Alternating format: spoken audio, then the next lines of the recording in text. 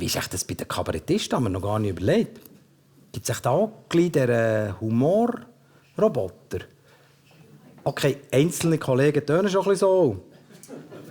Ja, nein, wegen der Politiker. Gut, das bräuchte ja dann nicht so einen komplizierten Roboter. Und im Berner Oberland, der geht ja gerne jemand noch, ist ja nicht weit, über den Brünig. Seid ihr schon im Berner Oberland?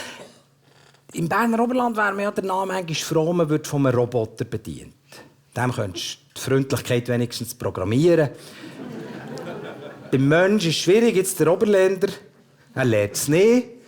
Nein, ich wollte ein paar schöne Tage verbringen, Weihnachten, Neujahr, dort, wo sie die berühmte Weltcup-Abfahrt machen, Lauberdings, oder lokal Texeler, der hat ja ein Monopol, ist ja sogenannt autofrei, oder? Aber er blockt dann mit seinem Benziner wie ein Lötiger die Fußgängerzone.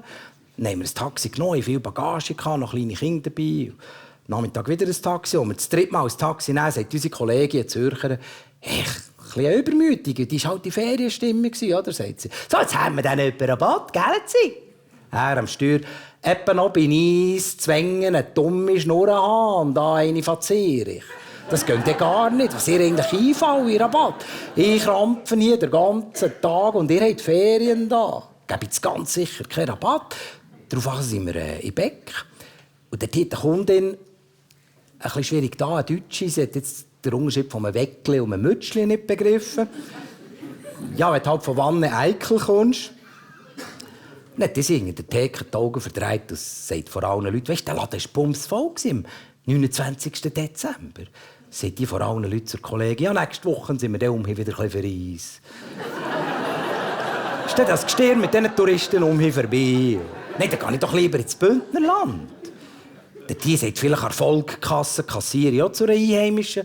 Ja, wenn die Schlange mit den Touristen bis zu den Tiefkühlprodukten hintergeht, lauter Jämna, wenn sie Buspero aus, da quels Stria Jästers, da quels Kogen Unterländers.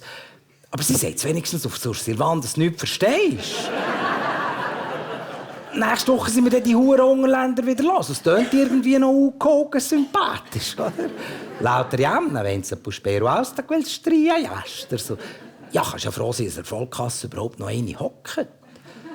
Heute musst du ja das alles selber machen, die Kasse selber scannen, musst die Reise selber buchen, das Billett selber lösen. Bei uns in Zürich, wenn das Velo geklaut wird, also einmal in der Woche, musst du die Anzeige selber aufnehmen. Nein, warte darauf, dass du die Beiz noch selber kochen musst. Nur das Verrückte ist ja der Abbau. Schafft neue Arbeitsplätze. Mal jetzt am Flughafen, oder? Mit diesen Self-Check-In-Automaten.